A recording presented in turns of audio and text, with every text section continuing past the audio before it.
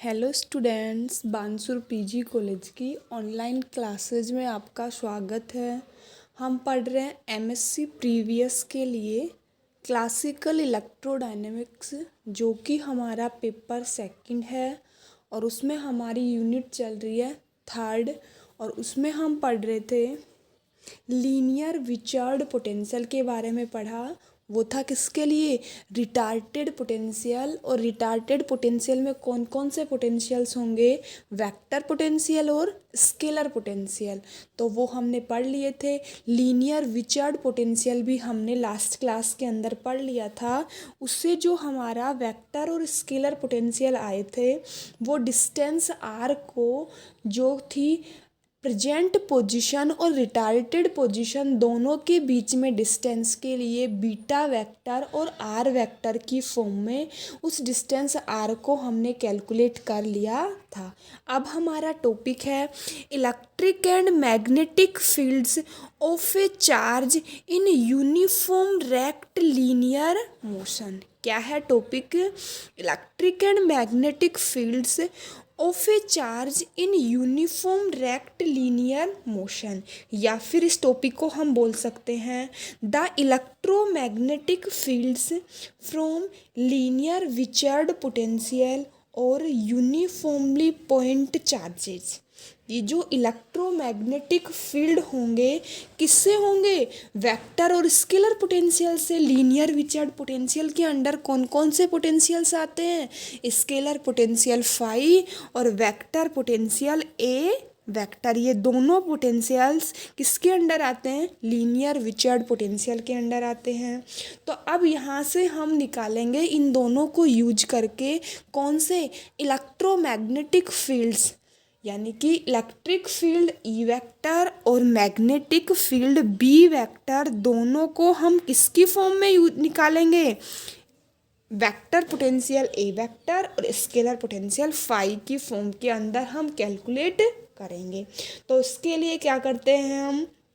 एक तो होती है हमारी रिटार्टेड पोजीशन, दूसरी क्या होती है हमारी? प्रेजेंट पोजीशन, और एक होता है हमारा फील्ड पॉइंट, जहाँ से हम उस सिचुएशन को नोटिस कर रहे होते हैं, या फिर वो फील्ड पॉइंट हम जनरली क्या कंसीडर करते हैं? पी एफ, जो भी हम कंसीडर करते हैं। तो यहाँ पे है हमारा कोई बिंदु ए है सोर्स पॉइंट, जहाँ पे क्या हो रही है? इवेंट या फिर घटना घटित हो रही है।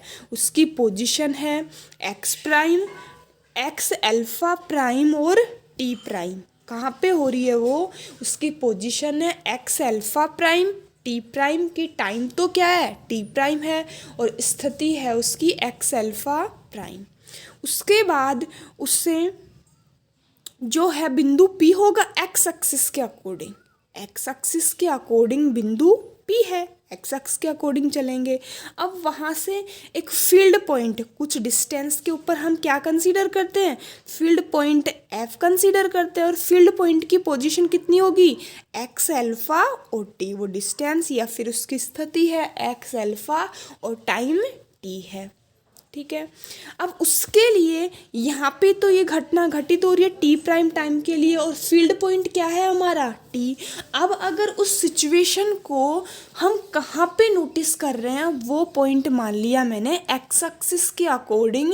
जो मेरा डिस्टेंस है ए से एफ के बीच में डिस्टेंस होती है स्मॉल आर दूरी होती है, तो वहाँ से मैंने बिंदु बी से एक लंब डाला और वो पॉइंट है सी। तो वो कौन सी है मेरी? Present position. और जो फील्ड पॉइंट एफ है और जो एक्स एक्सिस के अकॉर्डिंग उसकी पोजीशन है, उन दोनों के बीच में एंगल थीटा है। तो यहाँ से मैंने ये लंब डाला। अब हमें पता होता है कि गामा बराबर क्या होता है? 1/√1 minus V square upon C square होता है गामा बराबर। और बीटा बराबर क्या होता है? V/C होता है बीटा। तो मैंने बीटा को किसकी फॉर्म में लिखा? बीटा बराबर V/C, जहाँ पे V तो क्या होगी? अगर हम ये इवेंट के लिए इलेक्ट्रॉन को कंसीडर कर रहे हैं, या फिर स्काई के अंदर जो स्टार्स में जो कोई भी रिएक्शन होती है उसको नोटिस करें, कुछ भी कंसीडर कर सकते हैं।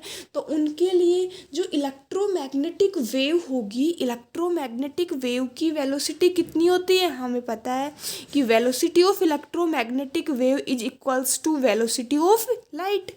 वो कितनी होती है, 3 × 10⁸ मीटर पर सेकेंड। तो मैंने कंसीडर इसको लिख दिया बीटा की फॉर्म के अंदर, बीटा होगा। और ये सब कुछ हम किसके लिए कंसीडर करते हैं, रिलेटिविस्टिक फॉर्म। और रिलेटिविस्टिक फॉर्म और नॉन रिलेटिविस्टिक फॉर्म के लिए मैंने आपको बताया था कि पार्टिकल वेलोसिटी v और लाइट वेलोसिटी c दोनों के बीच में एक बार तो क्या होगा, पार्टिकल वेलोसिटी v कम होगी लाइट वेलोसिटी c से, और दूसरे के लिए क्या होता है, दोनों अप्रोक्सीमेटली इक्वल होते हैं।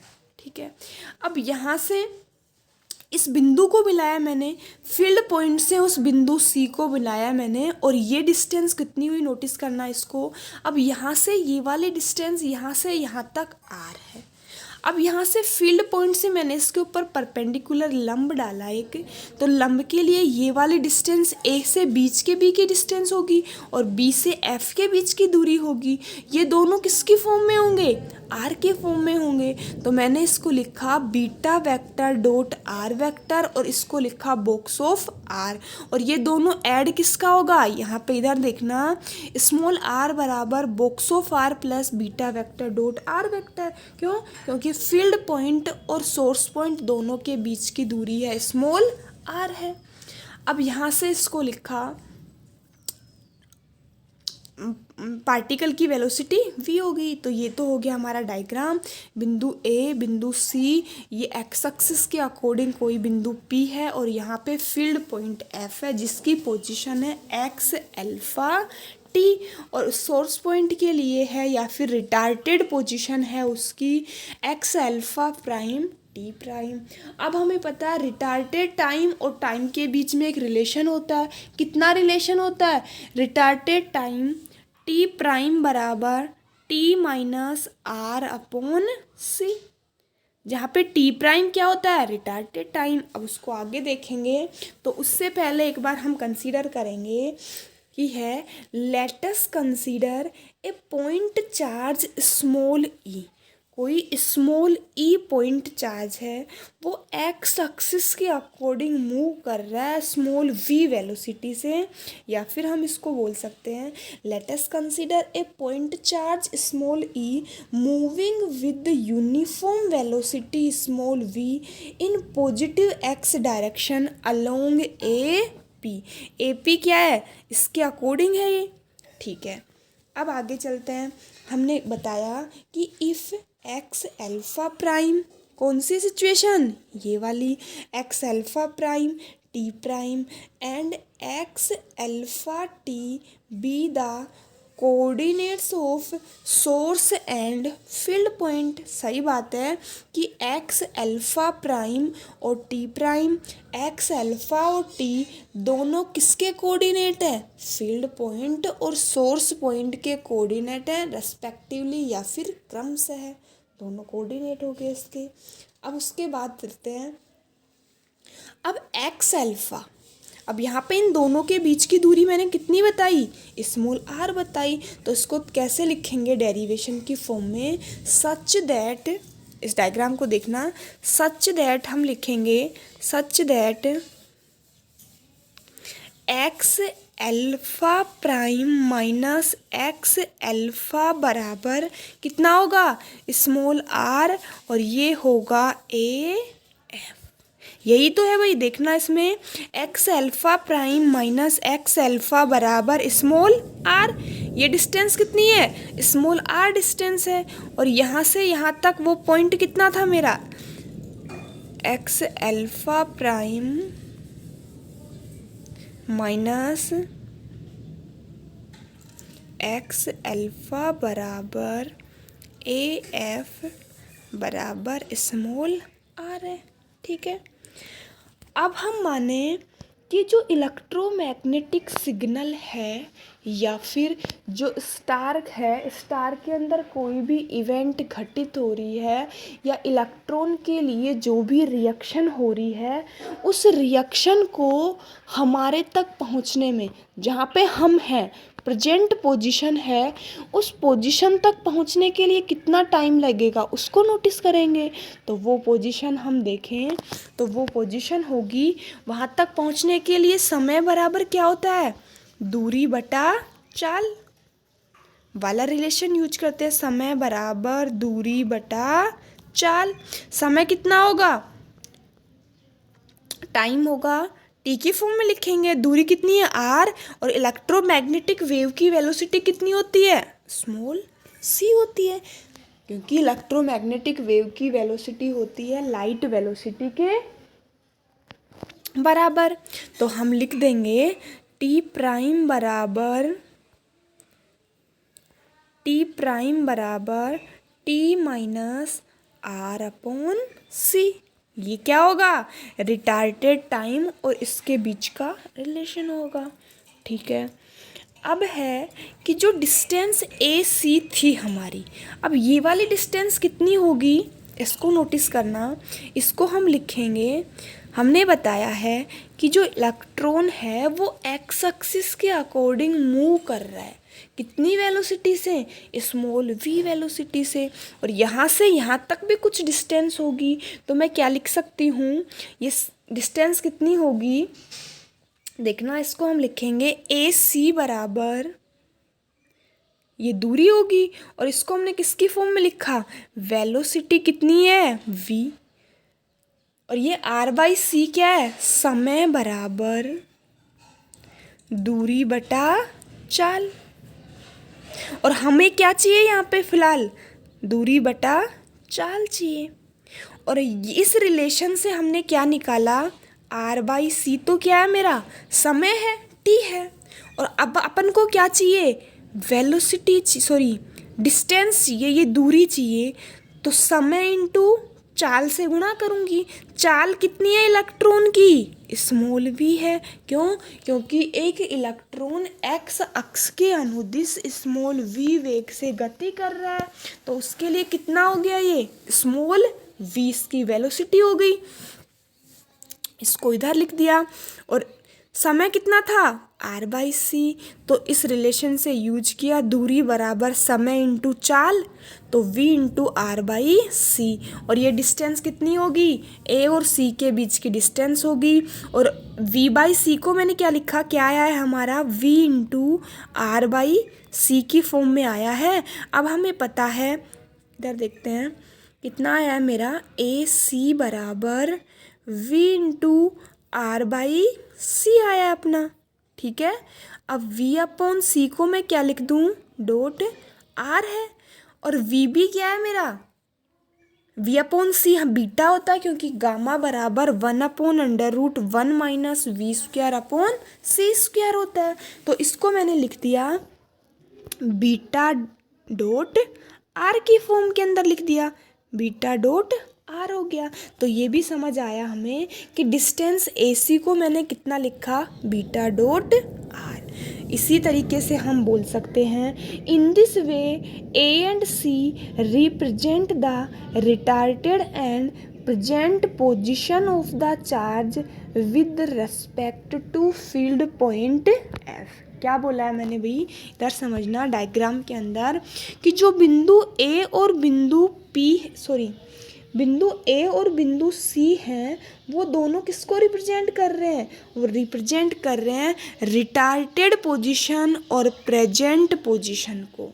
कि बिंदु ए तो है मेरा रिटार्डेड पॉइंट, और बिंदु ए है प्रेजेंट पॉइंट या प्रेजेंट सिचुएशन के लिए, या फिर जहाँ से हम उस इवेंट को नोटिस कर रहे हैं वो पॉइंट है। ठीक है भाई, अब उसके और किसके रेस्पेक्ट में है दोनों, फील्ड पॉइंट के, क्योंकि यहाँ से ये भी किसके रेस्पेक्ट है, फील्ड पॉइंट एफ के रेस्पेक्ट, यहाँ भी फील्ड पॉइंट सी के रेस्पेक्ट है।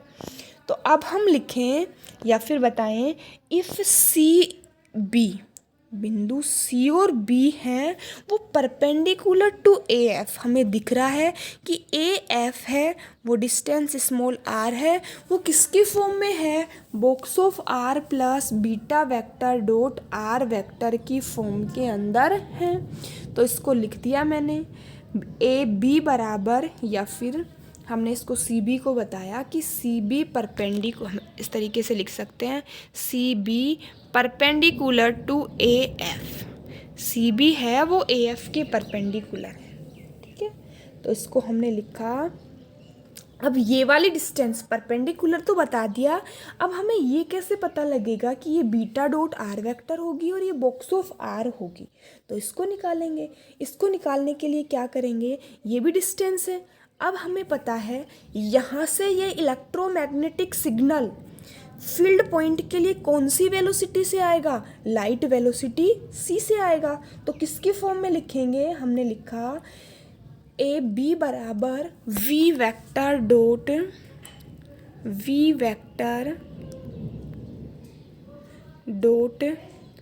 Are vector upon c. तो इस डिस्टेंस को मैंने लिख दिया v vector beta vector dot are vector, vector की फॉर्म में।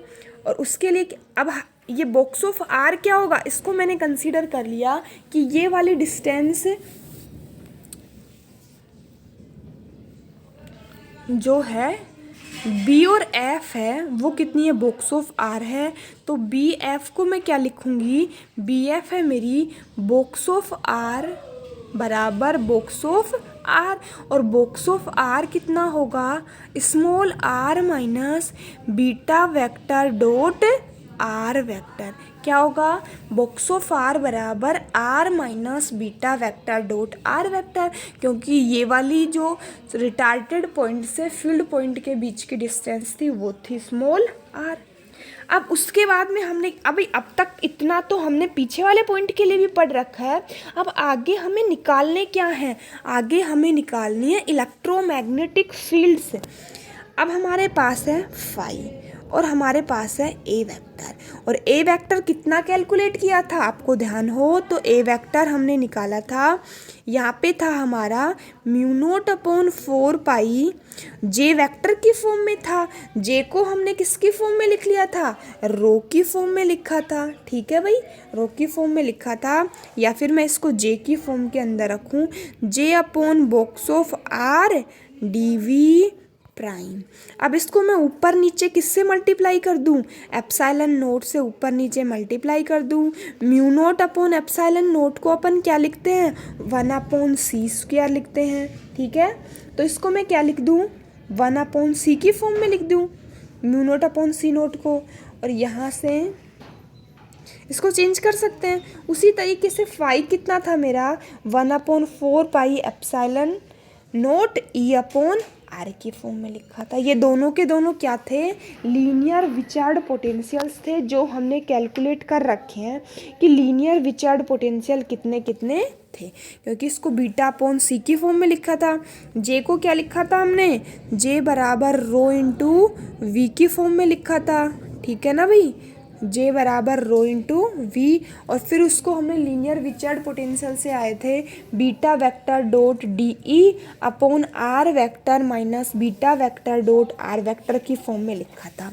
अब यहाँ से ये दोनों तो हमने कैलकुलेट कर रखे हैं, बट हमें चाहिए क्या, हमें तो चाहिए क्या, इलेक्ट्रिक और मैग्नेटिक फील्ड चाहिए, क्योंकि टॉपिक था मेरा कि इलेक्ट्रोमैग्नेटिक फील्ड्स को किसकी फॉर्म से निकालना है, स्केलर और वेक्टर पोटेंशियल से निकालना है। तो हमें पता है इलेक्ट्रिक फील्ड को ई वेक्टर से, और ई वेक्टर क्या होता है मेरा, ई वेक्टर बराबर माइनस का ग्रेड फाई माइनस का del A vector upon del T, ये रिलेशन होता है। अब हमारे पास यहाँ से फाई भी है, ए वेक्टर भी है, तो मैं क्या निकाल सकती हूँ, इलेक्ट्रिक फील्ड ई वेक्टर को मैं कैलकुलेट कर सकती हूँ, कर सकते हैं भाई।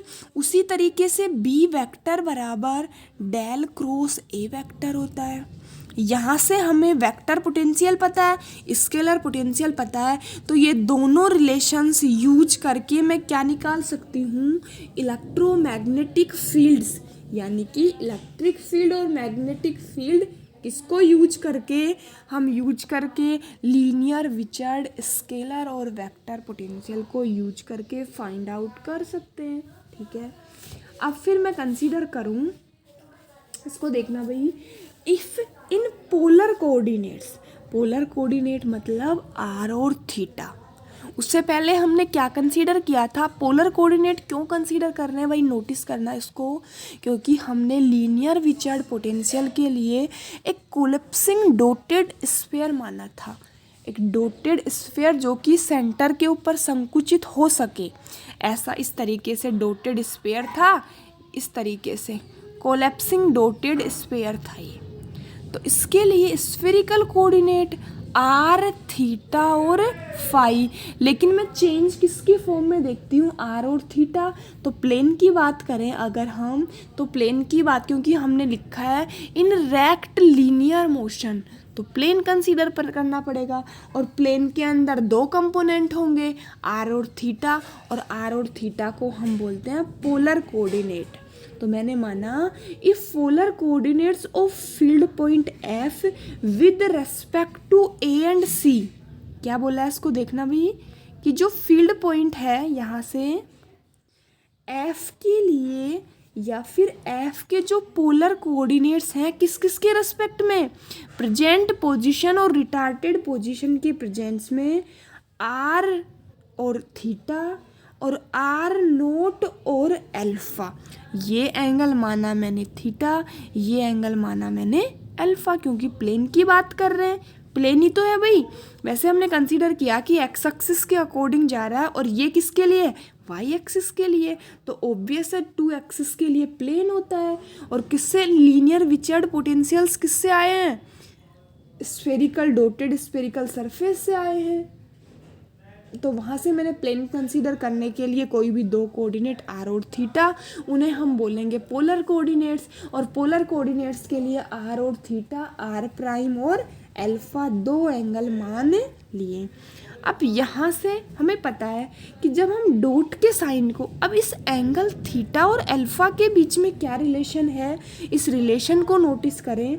यहाँ से है beta vector dot are vector, और यहाँ से है beta vector cross R vector. तो हमें पता है क्रॉस को हम किससे हटाते हैं, क्रॉस प्रोडक्ट को हम हटाते हैं साइन से। तो मैंने क्या किया, इसको मान लिया बीटा आर साइन थीटा बराबर beta are nought sine alpha. ये कैसे कंसीडर किया, क्योंकि ये वाली डिस्टेंस मैंने क्या कंसीडर की है, आर नोट है।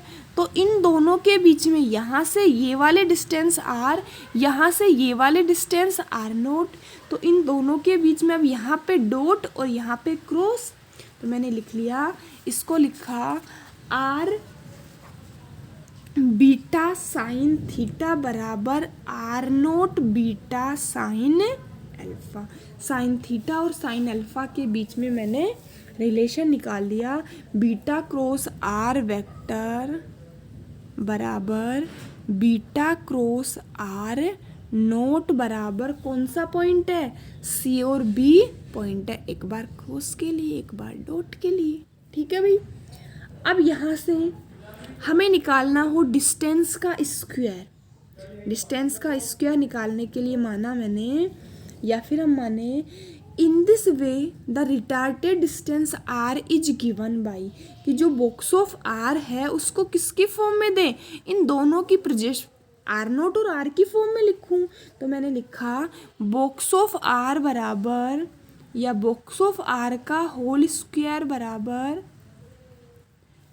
Are note square cross beta cross R nought का स्क्वायर। क्या लिखा मैंने, बीटा क्रॉस आर नोट का होल स्क्वायर। तो ये हो गया बॉक्स ऑफ आर बराबर under root of R square. इसको मैंने सोल्व कर रखा है। क्रॉस प्रोडक्ट को किससे सोल्व करते हैं, आर नोट के लिए एंगल अल्फा है और आर के लिए एंगल थीटा है। तो इसको मैं लिखूं beta are note square beta square sine square alpha. और आर नोट स्क्वायर को मैं बाहर ले लूँ, आर नोट स्क्वायर को अंडर रूट से बाहर लूँगी तो आर नोट आएगा 1 minus beta square sine square alpha का under root. Box of r है, सॉरी हाँ, दोनों तरफ स्क्वायर था, फिर मैंने यहाँ से आर निकाला, तो आर निकाले के लिए इसका अंडर रूट कर दिया। आर नोट क्रॉस बीटा को मैंने क्या लिखा, क्रॉस प्रोडक्ट को हटाने के लिए साइन अल्फा लिखा। तो यहाँ पे मेरा equation I box of are बराबर are note square under root से बाहर आएगा तो आर नोट बना 1 minus r beta square sine square alpha. अब ये वाली वैल्यू मैं कहाँ रखूँ, ये वाली वैल्यू मैं रखूँ मेरे वेक्टर पोटेंशियल और स्केलर पोटेंशियल के अंदर। तो वेक्टर पोटेंशियल और स्केलर पोटेंशियल दोनों किस फॉर्म के अंदर आ जाएंगे, देखना। ए आएगा अपना, यहाँ पे होता है डी ई से, तो डी ई का इंटीग्रल करेंगे तो क्या आएगा, ई आ जाएगा।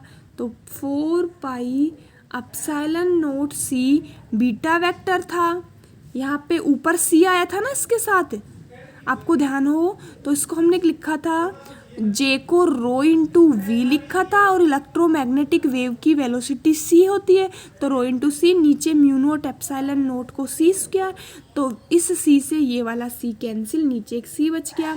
अब हमें वैल्यू किसकी रखनी है, बॉक्स ऑफ आर की वैल्यू रखनी है। बॉक्स ऑफ आर की वैल्यू आई है मेरी R nought 1 minus beta square sine square alpha की पावर 1/2। ठीक है भाई, तो हमारा, और इसी तरीके से फाई था अपना, फाई बराबर E upon 4 pi epsilon nought R nought 1 upon under root 1 minus beta square sine square alpha की पावर 1/2। यहाँ पे सी नहीं होता, ठीक है। अब वो दोनों रिलेशन रखेंगे, ये दोनों फाइनल वैल्यू हैं इलेक्ट्रिक फील्ड और मैग्नेटिक फील्ड की। किसके लिए, इलेक्ट्रिक फील्ड ई वेक्टर और मैग्नेटिक फील्ड बी वेक्टर निकालने के लिए। तो ये वाली वैल्यू रखी मैंने, ई वेक्टर बराबर माइनस का ग्रेड फाई माइनस का del A vector upon del T, और बी वेक्टर बराबर del cross A vector. B vector बराबर क्या होता है, डेल क्रॉस ए वेक्टर होता है, दोनों वैल्यू। अब यहाँ पे हम रखेंगे। अब यहाँ पे नोटिस करना कि हमने प्लेन कौन सा कंसीडर किया है, एक्स और वाई, और बात किसकी कर रहे हैं, पोलर कोऑर्डिनेट की बात कर रहे हैं। तो यहाँ पे जो position vector R note square होता है उसको किसकी फॉर्म में लिखेंगे, X nought square Y nought square plus Z nought square. अब यहाँ से साइन स्क्वायर अल्फा की वैल्यू कैसे निकालूँ मैं, नोटिस करना। यहाँ से हमारा था, डायग्राम पे जाना एक बार वापस से, हमें क्या चाहिए, हमें तो वैल्यू चाहिए कैसे भी करके साइन स्क्वायर अल्फा की। तो साइन स्क्वायर अल्फा की वैल्यू निकालने के लिए हम क्या करते हैं, सबसे पहले इसको लिखा, उससे पहले एक बार मैं पीछे का दोबारा रिवाइज कर देती हूँ क्योंकि ये पूरा टॉपिक कंप्लीट तो होगा नहीं हमारा। क्या किया है भाई, हमने माना कि हमें निकालना है लीनियर विचर्ड पोटेंशियल को यूज करके इलेक्ट्रोमैग्नेटिक फील्ड्स को हमें कैलकुलेट करना है। इलेक्ट्रोमैग्नेटिक फील्ड्स के अंदर आता है हमारा इलेक्ट्रिक फील्ड ई वेक्टर और मैग्नेटिक फील्ड बी वेक्टर। तो उसको कैलकुलेट करने के लिए अब तक हम क्या कंसीडर करते आए हैं, एक तो होती है हमारी रिटार्टेड पोजीशन, दूसरी होती है हमारी कौन सी पोजीशन, दूसरी पोजीशन होती है हमारी एक्चुअल पोजीशन, और एक होता है हमारा फील्ड पॉइंट। ठीक है भाई, एक फील्ड पॉइंट, एक रिटार्टेड पोजीशन, एक होती है हमारी एक्चुअल पोजीशन। तो रिटार्टेड पोजीशन है हमारी x alpha prime T prime, actual position है एक्स अल्फा और टी, सॉरी फील्ड पॉइंट है एक्स अल्फा और टी। अब उनके लिए रिटार्टेड पोजीशन और फील्ड पॉइंट के बीच में जो डिस्टेंस है स्मॉल आर, उसके ऊपर परपेंडिकुलर या फिर हमने एक लंब डाला सी बी, वहाँ से दोनों डिस्टेंस कंसीडर की और माना कि कोई इलेक्ट्रॉन है या फिर पॉइंट चार्ज है, वो एक्स एक्सिस के अकॉर्डिंग मूव कर रहा है। तो दोनों के लिए हमने अलग अलग लिख लिया। फाई और ए को लिखा मैंने, वैसे हमारा फाई होता है म्यू नॉट अपॉन 4 पाई, इसको ऊपर नीचे एप्सिलॉन नॉट से गुणा करके सी स्क्वायर की फॉर्म में लिखा। फिर जे को किसकी फॉर्म में लिखा, चार्ज की फॉर्म में। और चार्ज डेंसिटी के लिए हम क्या कंसीडर करते हैं, क्योंकि रो बराबर क्या होता है, क्यू अपॉन वी होता है। तो क्यू बराबर क्या होगा, रो इंटू डी वी। तो इसको हमने किसकी फॉर्म में लिखा, इंटीग्रल ऑफ वी की फॉर्म में था, rho into D V prime. तो उसको मैंने एलिमेंट्री चार्ज डी ई से इंटीग्रल डी ई का करोगे तो ई बनेगा, तो ई की फॉर्म में लिखा। फिर बॉक्स ऑफ आर की वैल्यू हमने साइन अल्फा और थीटा के बीच में जो रिलेशन था, उस रिलेशन से दोनों की वैल्यू रखी। फिर कौन सा रिलेशन यूज किया हमने, ई वेक्टर बराबर माइनस का ग्रेड फाई माइनस का डेल ए अपॉन डेल टी, और बी वेक्टर बराबर डेल क्रॉस ए वाला रिलेशन यूज करके हम क्या कैलकुलेट करेंगे, इलेक्ट्रिक फील्ड और मैग्नेटिक फील्ड। ठीक है भी, समझ आया आपको। इस तरीके से करके हम सभी फील्ड्स को कैलकुलेट करेंगे। ठीक है भाई, थैंक यू, धन्यवाद।